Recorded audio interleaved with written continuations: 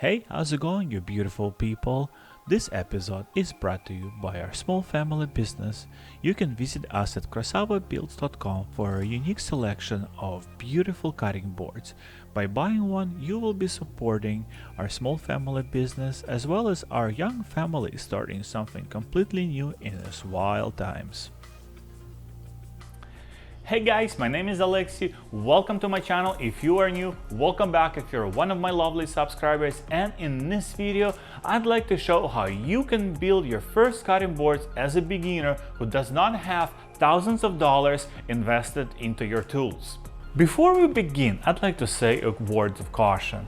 Doing any of the DIY or renovation stuff carries a small chance of getting injured. Rule number one to stay safe is to think before you do about all the ways it can go wrong. So rule number two, use your personal protection equipment, such as I use my 3M P100 respirator so I don't breathe all the microdust and then accidentally start coughing in public. Seems to be inappropriate last couple of years. Then I use my ear protection so I can hear my wife's instructions way into my old age. After that, my eye protection so I can see my wife's directions way into my old age. And last but not least, I actually use a heavy leather apron so I don't get poked or hit any of this area. My wife would not like that either. But one thing is often being overlooked by budget builders and DIY enthusiasts.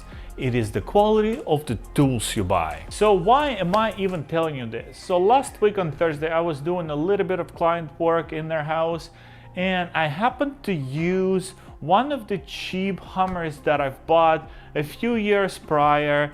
And while I was doing a little bit of hammering, a piece of the hammerhead broke off, hitting me in orbital bone up here, causing a little bit of bleeding, but it was not as bad until I woke up next morning just to find that I had a full-on swelling and a black eye.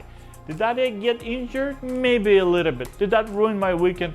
For sure. I just kind of had to create a joke that my wife warned me twice, but I didn't listen. Now that that is out of the way, let's get back to our normal video. So for building your first cutting board, you probably went to your local hardwood dealer and you picked up yourself a few of these pieces. It is pretty common in North America to have your maple, cherry, walnut. It's given in most of the cutting boards. And if you want to spice things up, you will pick up a few exotics such as Purple Heart or Padauk. So the next big thing you're gonna have to do is to decide whether you want to do a face grain board or the edge grain board.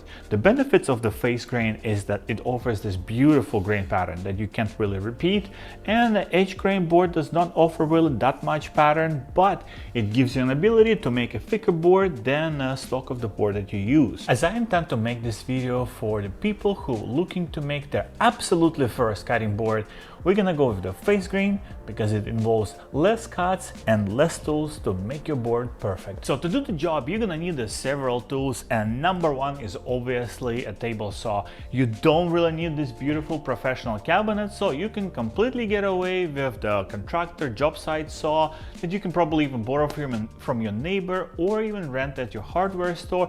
The most important thing, you will need to replace the blade in that saw.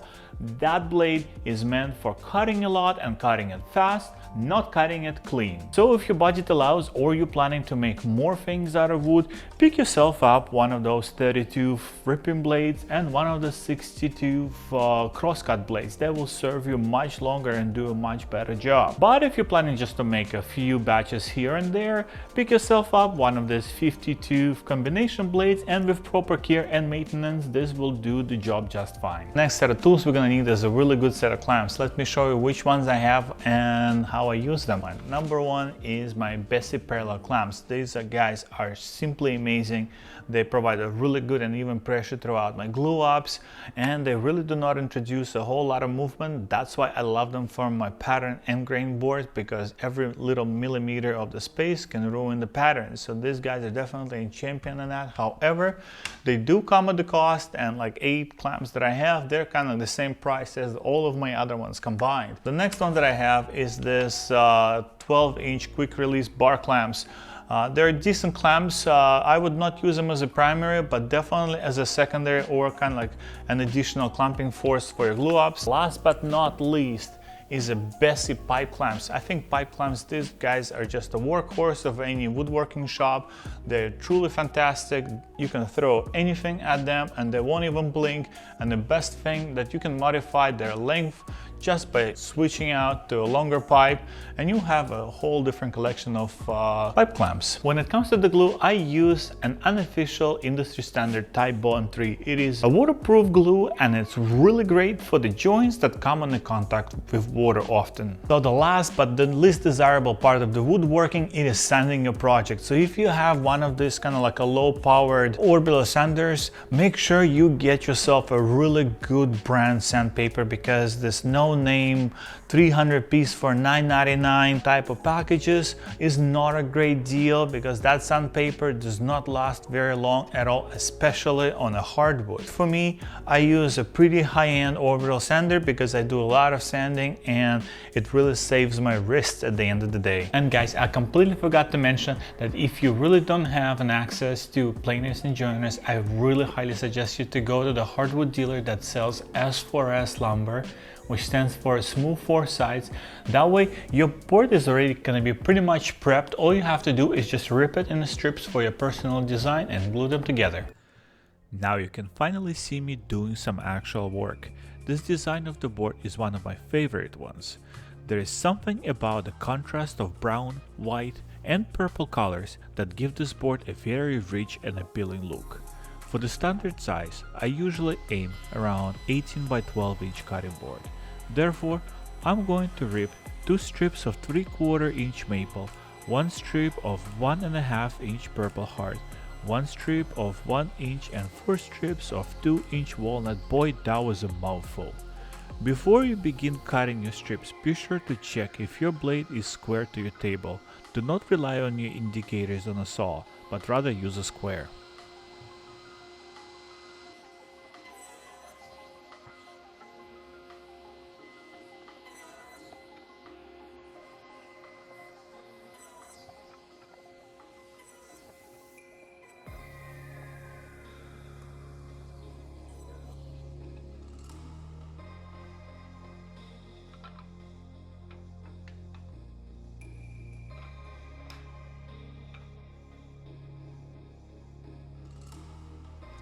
Now that I've cut all of my boards into smaller pieces, let me explain you why I did that. In a face grain board, the layers of the grain run from one side to the other. If you make the board with white planks and the grain go in the same direction, when wood gets wet, the grain will contract and the board will cup towards the wet side. To fix that, I rip my planks about 2.5–3 inches wide max, and I flip the direction of the grain in every second piece. Now that I'm ready for the glue up, I'm gonna use my good old Bessie pipe clamps for this one. Since I am doing a glue up on my workbench, I don't really want to deal with all the dry glue residue getting stuck to it later, so I'm gonna put down a sheet of painter's paper to catch the glue that gets squeezed out. Once everything is aligned, I'm going to stack all but the first piece on its sides and apply the good amount of Type Bond 3 glue, spreading it with the silicone brush. But don't worry, if you don't have one, your finger will work just as well. When it comes to applying the pressure to my glue ups, before doing a really good squeeze on it, I do a small one first. I also add an additional parallel pieces that get squeezed from the top and the bottom, preventing the board from cupping and twisting when I apply full pressure to my pipe clamps. Doing the glue ups this way ensures that my board will come out really flat. About an hour later, I come back with my scraper to remove the glue that got squeezed out. The time is going to be different for everyone, depending on the temperature and the humidity in your area. In my conditions, an hour is perfect. The glue is mostly dry, but still easy to remove. You can also wipe the rest of the glue from the surface with a damp cloth. It will really cut down the time on removing it later, because once the glue is dry, it is hard as a rock. When I'm done, I clamp my board back and leave it overnight to cure. Next morning before sanding, I will clean up my board with the scraper to remove any sharp pieces of dry glue. It is not necessary, but I really like to clean up as much as I can to reduce time sanding. I begin sanding with 80 grit sandpaper. It is aggressive and makes the cleanup faster and easier. It also helps to level out the board and reduce all unwanted edges. I finished my cleanup with a 100 grit disc. It makes the board a little bit more smooth and ready for the next step. After about 10 minutes of sanding with 80 grit and 100 grit sandpaper, I don't feel any more ridges in between the individual pieces of wood, as well as I don't really see any more dry glue residue, and we are ready to move on to the next step, which is to take care of this uneven edges on my table saw. There are several ways of doing a perfect crosscut. Number one is the one that I use the most. It is using a crosscut sled that I've made prior. So it is pretty much a sheet of plywood with the individual track. It just gets placed right into the channel, and as you can see, it slides right across. So all I have to do is just to put the board in, run it through, and I'm done. But since we are doing this the hard way, is using the miter gauge that comes with pretty much every table saw. So we just put it right through, ear protection on.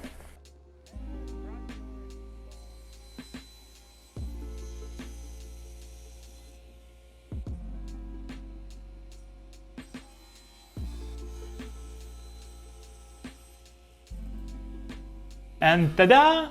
We have a perfectly squared cutting board. Next thing you need to decide, what do you want to do with the edges? You can either round them or create a little 45-degree chamfer. To round or chamfer the corners, the obvious tool for this is the palm router with an appropriate bits. However, if this tool is not one in your collection, there are two ways of doing that. To round the corners is pretty easy. Just use your sander and a coarse sandpaper and run it until you have a desired round over on your board. To create the chamfer, we're gonna go back to the table saw. We're gonna angle the blade to the degree you desire. Once we're gonna have our blade at the desired angle, we're gonna adjust our fans just to have the blade come on for about 1/4 of an inch or 3/8 of an inch distance. Lock our fans, grab our miter gauge. We are ready to create our chamfer.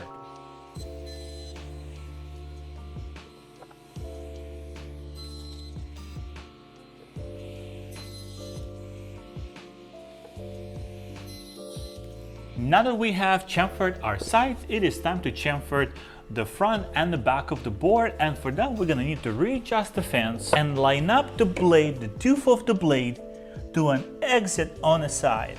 That will ensure that your corners are gonna be square, and we're ready to go.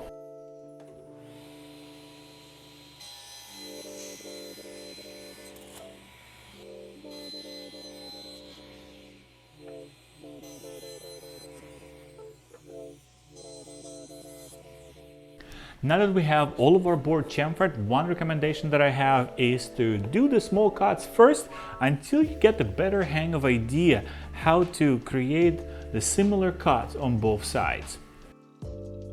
Now the board is ready for more sanding. I'm going to step up to 150 grit. I find it is a perfect grit for the chamfered sides as well. Once all of my sides are sanded and no more blade marks visible, I step up to 220. Now that we sanded our board to 220 grit, it is so smooth and nice. The next step is very important. If you skip this step and oil the board right now, you're gonna find that it will become super rough and fuzzy. So we need to raise the grain, and to raise the grain, we're gonna need to use a spray bottle or even a wet piece of cloth and just spray your board down. This will also help you to see any imperfections if you forgot a little bit of glue somewhere or have any kind of scratches that you didn't see when the board was just sanded. Now I'm just gonna set it on a rack and let it dry naturally. You might also notice that after cutting and sanding the purple heart, it does not have that very rich purple anymore. To fix that, I wipe it with the vinegar to accelerate the oxidation and leave the board in the sunshine, and that would bring the rich purple color in a matter of hours. Few hours have gone by, the board is completely completely dry. As you can see, the purple is beginning to come back. And what I have left to do is to give it a quick 220 grit sanding once more to smooth out all the raised grain, and then this board is ready for the most exciting part in the preparation of your cutting board.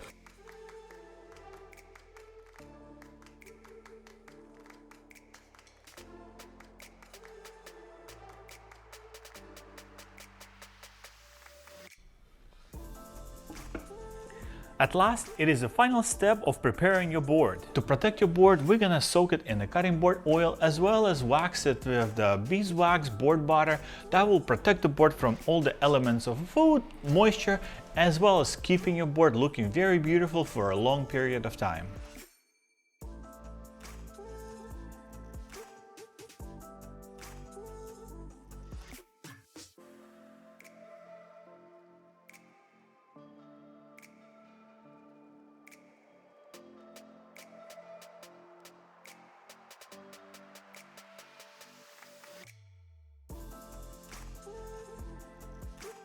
Now that the board is rested for several hours, it's soaked in all of the oil that it needs. The next step, I'm gonna seal it with the board butter. The beeswax in the board butter will add an additional layer of protection as well as moisture resistance to it, because the moisture is the biggest enemy of the hardwood boards. In a little bit, all I have to do is to wipe the board with the towel and it is good to go. Whether you're gonna keep it for yourself or give it to somebody else, I can guarantee you that nobody will ever be disappointed. If you guys have any questions, please feel free to ask in the comments below. Don't forget to throw a thumbs up if you like this video. It really helps my confidence making these videos. As well, consider subscribing if you like to follow our small family business and more DIY projects like this. So guys, for the next video, I would love to show you how to make a more complex edge grain board. I would call it like a level 2, simply because there are more tools that we're gonna require to achieve a very high quality board. But for today, we're done. Thank you for watching, and I will see you next time.